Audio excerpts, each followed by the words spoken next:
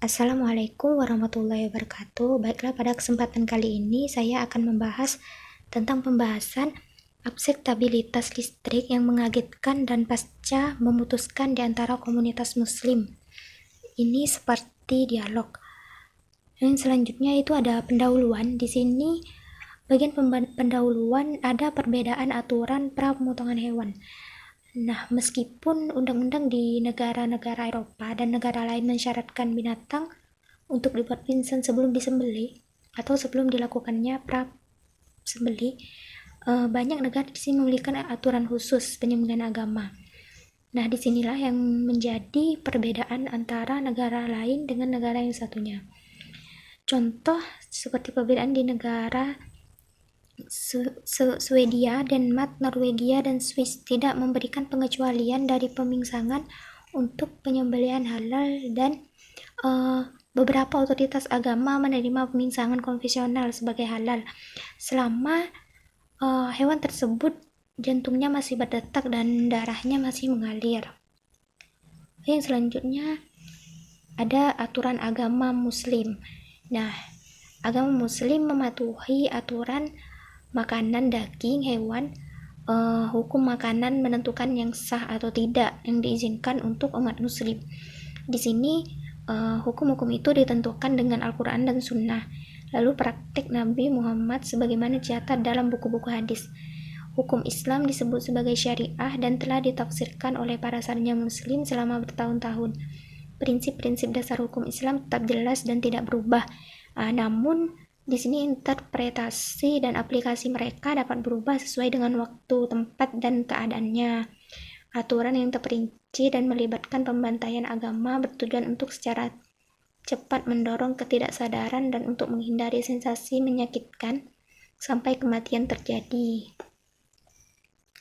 Lalu yang selanjutnya ada petunjuk Dewan memperkenalkan konsep pemingsangan yang didefinisikan sebagai suatu proses yang dipengaruhi oleh instrumen yang dioperasikan secara mekanis listrik atau anestesi gas tanpa efek buruk pada kondisi daging atau jeroan, yang ketika diterapkan pada hewan menempatkannya dalam keadaan ketidaksensitifan yang bertahan sampai disembelih, dengan demikian menghindarkannya dari penderitaan apapun.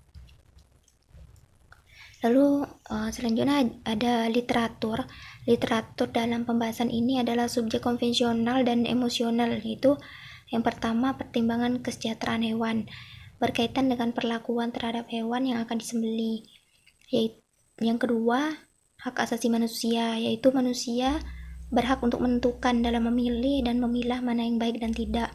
Lalu yang ketiga, kebebasan beragama, berarti bahwa setiap acuan pemingsangan atau pra pemotongan hewan berbeda-beda.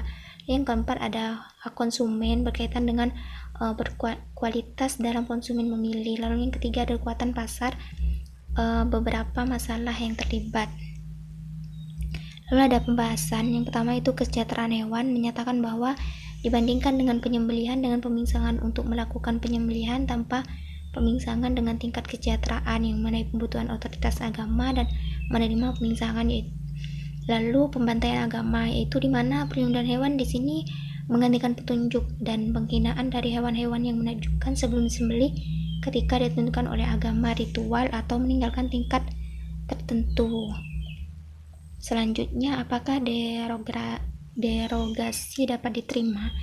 Di sini bukan, meskipun ada contoh-contoh historis dari komunitas Yahudi yang menerima pra pembantaian yang menakjubkan, komunitas Yahudi tampaknya bersatu dalam menentang pra pembantaian yang memukau. Seperti komunitas Muslim terbagi pada pertanyaan apakah penembakan harus dilakukan, diizinkan sebelum penyembelihan halal, sehingga dilakukannya survei persentase hewan yang terpana untuk daging halal dan halal di Inggris menunjukkan bahwa mayoritas besar hewan. Nah, kesimpulannya di sini, untuk meningkatkan kebutuhan untuk mendorong penggunaan pemingsangan untuk pembantaian agama, di mana komunitas agama dapat menerima metode baru yang menakjubkan tetapi tidak menyakiti hewan tersebut. Agama dan kesejahteraan hewan dalam perspektif Islam. Yang pertama, pendahuluan, yaitu Islam telah menetapkan aturan penyembelihan yang manusiawi terhadap hewan tersebut. Maksudnya hewannya tidak dibunuh terlebih dahulu, terlepas dari perah mencengangkan. Karena jika hewan disiksa terlebih dahulu, maka penyembelihan yang dilakukan itu termasuk keji atau hewan tersebut akan tidak halal ketika dikonsumsi. Lalu selanjutnya literatur, yaitu yang pertama Islam sebagai aturan dalam menentukan dalam segala hal. Lalu yang kedua kesejahteraan hewan, yaitu berkaitan dengan memperlakukan hewan dengan baik. Yang ketiga halal menjadi hal utama dalam memilih makanan yang baik. Dan yang keempat pembantaian, yaitu adanya aturan yang tidak baik dalam memperlakukan hewan tersebut. Selanjutnya ada pembahasan di sini. Perdebatan tentang hewan ini banyak sekali dan implementasi mengenai studi kesejahteraan hewan pun begitu. Lalu solusinya, sedangkan di dalam Islam sendiri tidak boleh menggunakan metode kejam karena tersebut dapat melanggar prinsip umum Nabi Muhammad SAW untuk menyebabkan hewan tidak sakit sebelum disembelih. Sehingga jika hewan telah mengalami kejaman dalam transportasi dan pembantaian atau kekejaman umum, daging dari hewan tersebut dianggap tidak murni atau tidak sah untuk dimakan. Lalu selanjutnya, penyembelihan hewan yang manusiawi sangat didukung dalam tradisi Islam. Misalnya Sahih Muslim dalam buku bab 21 bab 11 nomor 4810 mencatat Nabi Muhammad SAW mengatakan, sesungguhnya Allah telah memerintahkan kebaikan untuk semuanya. Jadi ketika membunuh hewan, maka bunuhlah dengan cara yang baik atau menyembelihlah dengan cara yang baik, bukan dengan cara yang kejam. Seperti yang telah ada dalam aturan-aturan Islam bahwa jika kita harus menyembelih hewan, maka pisaunya harus diasah terlebih dahulu agar tajam. Nabi Muhammad SAW juga mengatakan, ketika salah satu dari kita menyembelih, biarkan dia menyelesaikannya, yang berarti bahwa seorang harus mengasah pisau dengan baik dan memberi makan air dan menenangkan hewan sebelum membunuhnya.